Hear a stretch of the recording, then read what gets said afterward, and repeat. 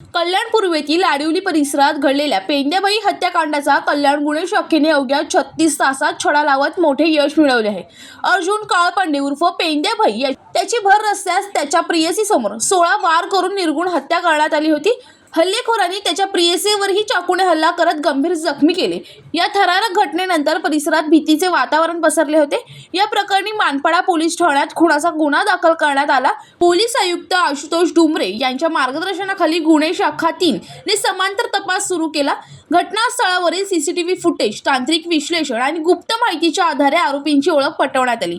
आरोपी राज्याबाहेर पळून जाण्याच्या तयारीत असल्याची माहिती मिळताच पोलिसांनी सापळा रचून अविनाश लल्लन झा, कल्पेश मडवी आणि करण गायकवाड या तिघांना अटक केली। प्राथमिक तपासात जुन्या वादातून हा खून झाल्याचे समोर आले आहे। या प्रकरणात आणखी 2 ते 3 आरोपी फरार असून त्यांचा शोध सुरू आहे।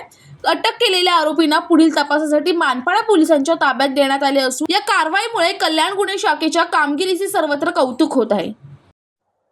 याच्यामध्ये मानपाडा पोलीस स्टेशन या ठिकाणी 17/6/2026 ला गुन्हा रजिस्टर नंबर 597/2026 हा मर्डरचा गुन्हा दाखल झालेला होता। याच्यामध्ये अर्जुन काळपांडे हा मयत इसम होता आणि त्याच्यावरती 16 निर्गुण वार करून त्याची हत्या करण्यात आलेली होती। याच्यामध्ये तांत्रिक विश्लेषणाद्वारे आणि सीसीटीव्हीची पडताळणी करून काही आरोपींची नावं आम्ही निष्पन्न केलेली होती आणि हे आरोपी एका ठिकाणी असल्याबाबतीची गोपनीय माहिती गुन्हे शाखा घटक 3 यांना मिळालेली होती। त्याप्रमाणे सापळा कारवाई करून याच्यामध्ये अविनाश झा, त्याच्यानंतर करण गायकवाड आणि कल्पेश मडवी अशा 3 आरोपींना यामध्ये अटक केलेली आहे। बरोबर आहे। याच्यामध्ये जी तिची मैत्रीण होती त्याच्यावरती पण वार केलेलंच निष्पन्न झालेलं आहे आणि याच्यामध्ये त्यांच्यामध्ये पूर्व वैमनस्य होतं। याच्यामध्ये त्या रागामुळं त्याच्यावरती अशा प्रकारे हल्ला करून त्याचा मर्डर करण्यात आलेला आहे।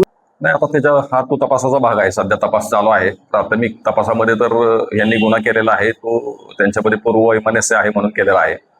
अजून पुढील तपास होणार आहे। राहुल कांबळे, जनशक्ती, कल्याण।